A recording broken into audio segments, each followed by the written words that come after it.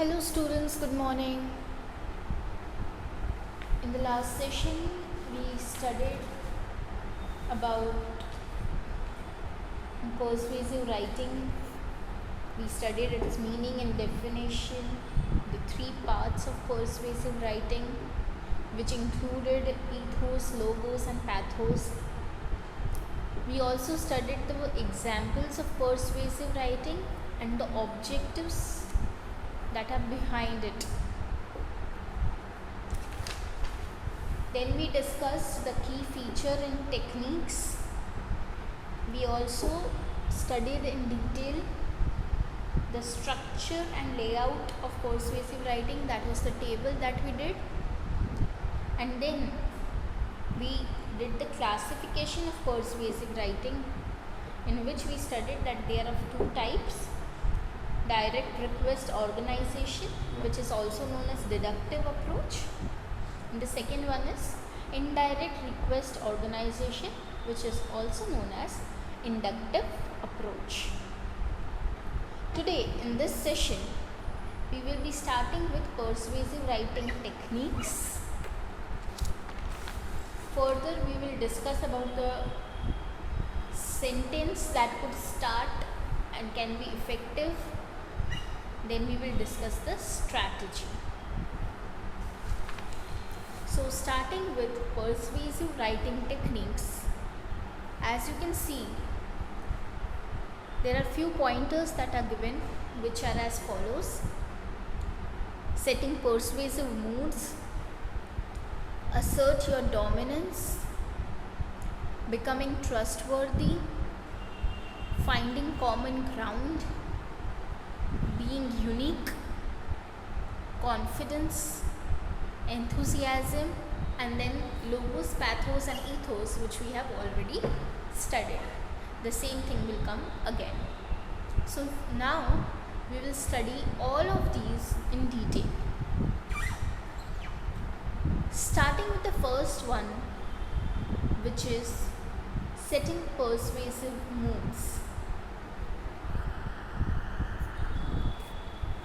This first persuasive technique is by far the most important persuasive technique, because it sets the stage for future use of other persuasive techniques.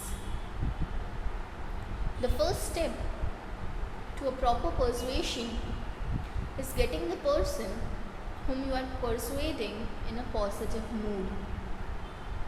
Before you can begin using other persuasive techniques, you must first put them in a mood to accept new things in a happy manner and eventually become persuaded by our master persuasive techniques. હવે સૌથી પહેલાં કોઈ પણ persuasive technique આપણે use કરીએ એની પહેલાં આપણે એક સ્ટેજ સેટ કરવો પડે છે, અને એ સ્ટેજ સેટ કરવાને આપણે કહીએ છીએ કે પોઝિટિવ મૂડ લઈ આવવો પડે છે. સપોઝ તમને નવો ફોન જોઈએ છે, પપ્પાને રાજી કરવા પડશે, તો શું કરવું પડે છે? પહેલાં 2-3 દિવસ તમે બહુ ડાયા થઈને બેસશો, ટાઈમ ટુ ટાઈમ ફોન મૂકી દેશો, જેથી કરીને પપ્પાને એવું લાગે કે ના બરોબર છે.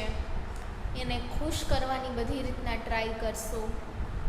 પછી જ્યારે એ સારા મૂડમાં હોય એવા ટાઈમે તમે ડિમાન્ડ કરશો કે મારે નવો ફોન જોઈએ છે, જેથી કરીને એને ના પાડવાના ચાન્સીસ જે છે એ ઘટી જાય. પણ એની જગ્યાએ પપ્પા ગુસ્સામાં હોય તો તમે હિંમત કરો, નો થાય.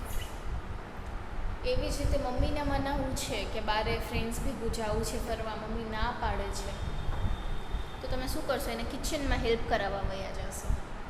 મમ્મી તમને પૂછશે કે શું વાત છે તું કિચનમાં? ના મમ્મી કંટાળતી હતી, મને થોડી તમારી હેલ્પ કરી દઉં. પછી બધું એ પ્રોપરલી થઈ જશે, પછી હું આજે જાઉં ફરવા.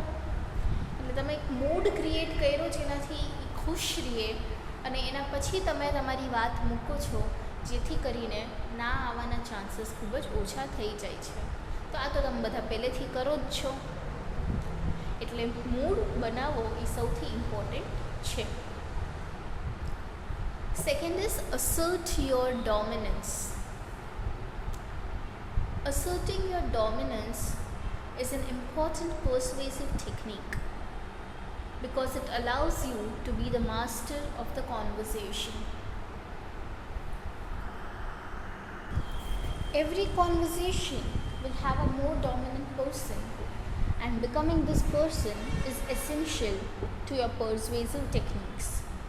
પોતાની વાતને સિદ્ધ કરવાની છે, તમારી વાત ચાલે એવું કરવાનું છે. એને આપણે શું કહીએ છીએ? ડોમિનન્સ. જેમ આપણા ઘરે અગર આપણા પપ્પાનું ચાલતું હોય તો પપ્પા આપણા ઘરને ડોમિનેટ કરે છે, એની વાત બધા સાંભળે છે. એટલે જો તમારી વાત બધા સાંભળતા થઈ જશે તો તમે કોન્વર્ઝેશનના માસ્ટર બની જશો. એટલે હંમેશા કોઈ પણ કોન્વર્ઝેશનમાં એક ડોમિનન્ટ પર્સન હોય જ જેની વાત કોઈ નકારી ન શકે.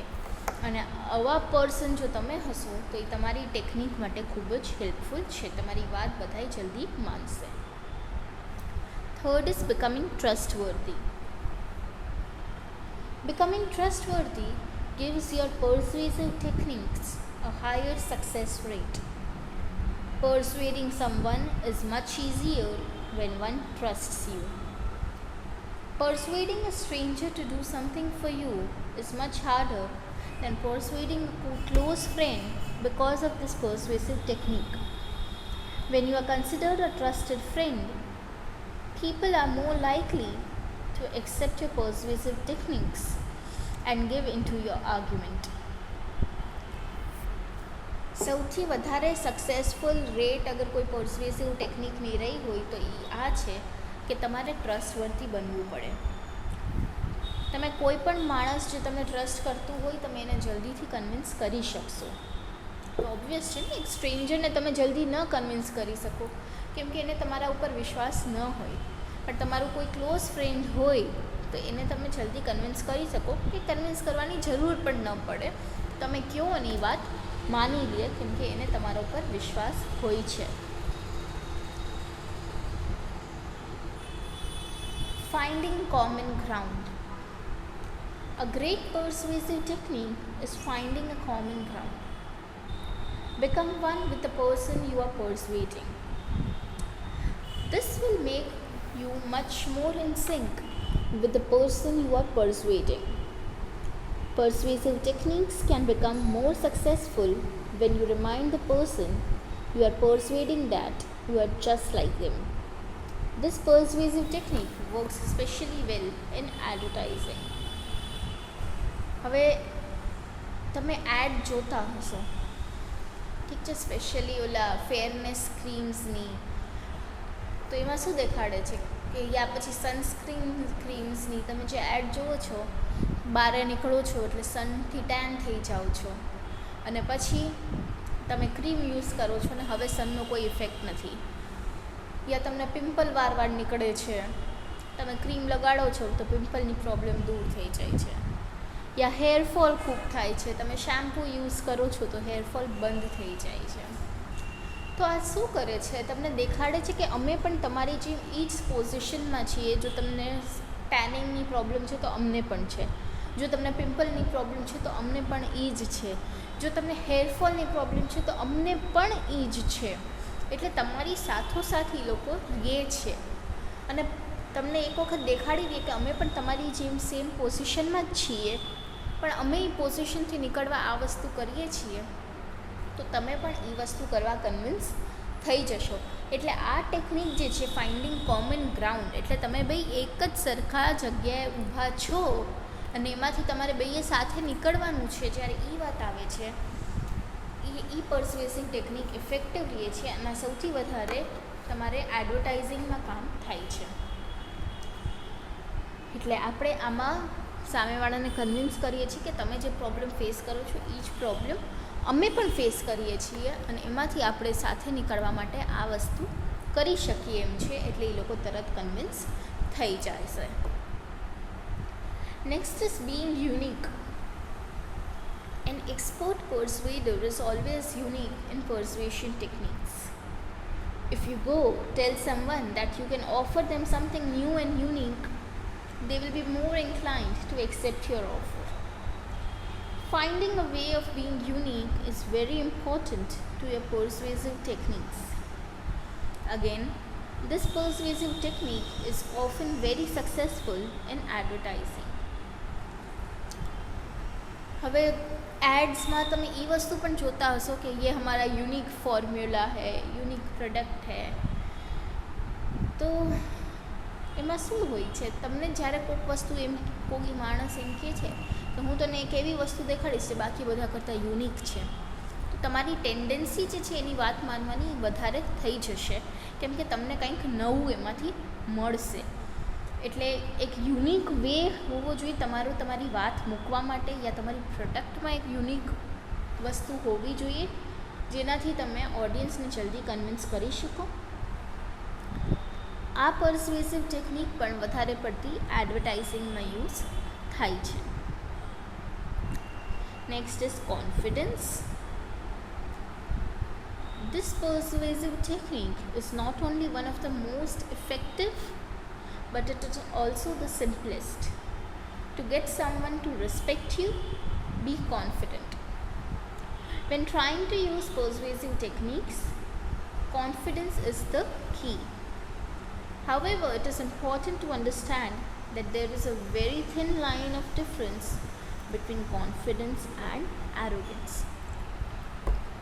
કોઈનો વિશ્વાસ જીતવા હંમેશા તમારે કોન્ફિડન્ટ રહેવું પડે. તમે ડરીને વાત કરતા હો તો એ વસ્તુ દેખાડે છે કે તમારામાં કોન્ફિડન્સ નથી. તમે પોતે જ પોતાની વાતને લઈને કોન્ફિડન્ટ નથી અને તમે પોતે પોતાની વાતમાં વિશ્વાસ કરતા નથી, તો સામેવાળો શું કામે માનશે? એટલે સામેવાળાને મનાવવા માટે સૌથી પહેલાં તમારે કોન્ફિડન્ટ રહેવું પડે કે તમે જે કરો છો એ સાચું છે. હા, પણ ધ્યાન રાખવાનું કે તમારું જે કોન્ફિડન્સ છે એ એરોગન્સમાં ન બદલી જાય. Next is enthusiasm. Being persuasive requires the person you are persuading to become interested and invested in your idea, product, etc. A persuasive technique to gain interested is to be interested yourself first.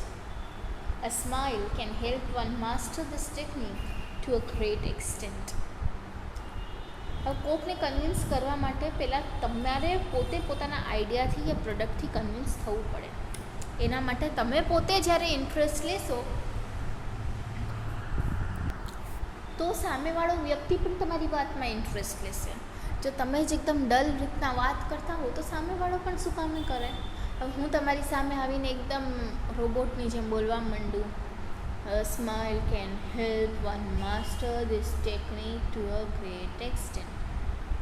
તમને કોઈને રસ નથી લાગવાનો, કેમ કે મારામાં જે interest નથી કે હું તમને લોકોને ભણાવું, તો પછી તમે શું કામે ઇન્ટરેસ્ટેડ રહેશો મારા સબ્જેક્ટમાં? સો તમને ઇન્ટરેસ્ટેડ કરવા માટે પહેલાં મારે પોતે ઇન્ટરેસ્ટ લેવો પડે, તો હું તમને કન્વિન્સ કરી શકું કે ના, આ સબ્જેક્ટ તમને યુઝફુલ છે અને તમારે ભણવું જોઈએ, તો તમને ઇન્ટરેસ્ટ જાગશે. અને આ બધુંય કરવા એક વસ્તુ હેલ્પ તમને હંમેશા કરે છે, એ છે સ્માઇલ. સ્માઇલ મેન્ટેન કરતી રહેવાની, જેથી કરીને કંઈ પ્રોબ્લેમ ન પડે. Next is Logos. એ આપણે ડિસ્કસ કર્યું છે, છતાંય એક વખત. Logos is an important part of your persuasive techniques, and this means appealing to the logic. Make your persuasive techniques seem logical. What you say must make sense for your persuasive techniques to work.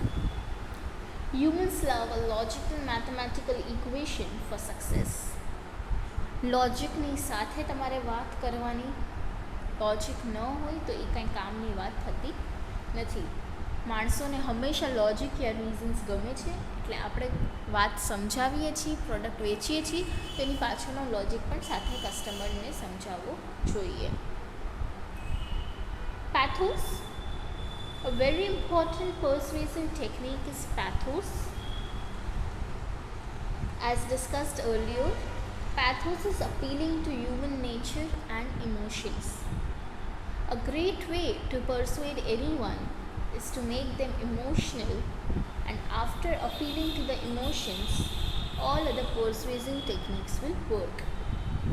બહુ important technique છે pathos. લોકોના nature અને ઇમોશન્સની સાથે આપણે રમત કરીએ છીએ. માણસને પહેલાં જ ઇમોશનલ કરી દેવાનું, જેથી કરીને ઇમોશનમાં આવીને એ આપણી વાત માની જાય. Ethos means appealing to the character and ideals, and this can often help other persuasive techniques. Question his or her ideals and make him or her feel morally incorrect, and this would make them accept your persuasion. However, be polite with this persuasion technique. કે તમે જો ભારતવાસી છો તો તમારે આવું તો કરવું જ જોઈએ. કે આપણે શું કરીએ છીએ, એથિક્સને વચ્ચે લઈ આવીએ છીએ, આપણી ડ્યુટીઝને વચ્ચે લઈ આવીએ છીએ, આપણા મોરાલ્સને વચ્ચે લઈ આવીએ છીએ. આપણે સામેવાળાને મોરલી ડ્યુટીફુલી આપણે એની આગળ એ કામ કરાવી લેવાનું છે. ધ્યાન રાખવું, આ પર્સ્યુએસિવ ટેકનિક યુઝ કરવા ટાઈમે પોલાઇટ રહેવું પણ એટલું જ જરૂરી છે. એટલે આ હતા અમુક પર્સ્યુએસિવ ટેકનિક્સ જે આપણે સ્ટડી કર્યા. Setting persuasive moods, assert your dominance, becoming trustworthy, finding common ground, being unique, confidence, enthusiasm, logos, pathos and ethos. હવે તમને હું અમુક ટિપ્સ આપું કે તમારે ઇન્ટ્રોડક્શન આપવા હોય તો તમે કેવી રીતે આપી શકો છો. અમુક વર્ડ્સ જે તમે યુઝ કરી શકો એ છે I think, for this reason, I feel that, I am sure that, it is certain, I am writing to, of course, in the same way, on the other hand, in this situation. આ બધાય શબ્દો યા ફ્રેઝીસથી તમે પોતાનું વાતને introduce કરવાનું start કરી શકો છો. પછી જ્યારે તમે પોઈન્ટ પોતાનો પુટઅપ કરો છો ત્યારે તમે અમુક આવા વર્ડ્સ વાપરી શકો છો. Firstly, secondly, thirdly, because, furthermore, in addition to, also, finally, likewise, besides, again, moreover, similarly, surely, certainly, specifically, if, then. પછી ડિટેલ્સ આપતી વખતે આ તો તમે પોઈન્ટ પુટઅપ કર્યો. પોઈન્ટની જે તમે ડિટેલ્સ આપો છો ત્યારે for example, in fact, for instance, as evidence, in support of this, endings, for these reasons. As you can see, in other words, on the whole, in short, without a doubt, in brief, undoubtedly. અને અધર words જે તમે use કરી શકો છો એ છે reasons, arguments, for, against, unfair, pros, cons. આ બધાને યુઝ કરીને તમે તમારા ટેક્સ્ટને પર્સ્યુએસિવ બનાવી શકો છો. એવી જ રીતે આપણે થોડાક સેન્ટેન્સ સ્ટાર્ટર્સ જોઈએ જે મેં અહીંયા પુટઅપ કરેલા છે. Most people would agree that, એટલે હવે તમે અગ્રી નથી કરતા તો તમે મોસ્ટ પીપલમાં નથી આવતા. Only a fool would think that, એટલે તમે જો એવું વિચારો છો તો તમે એક ફૂલ છો, એટલે તમે તમારી વિચાર ચેન્જ કરી નાખશો. A sensible idea would be to, એટલે તમે અગર એ આઈડિયા સાથે અગ્રી નથી કરતા તો તમે સેન્સિબલ નથી.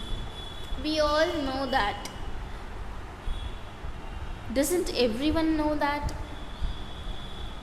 It wouldn't be very difficult to.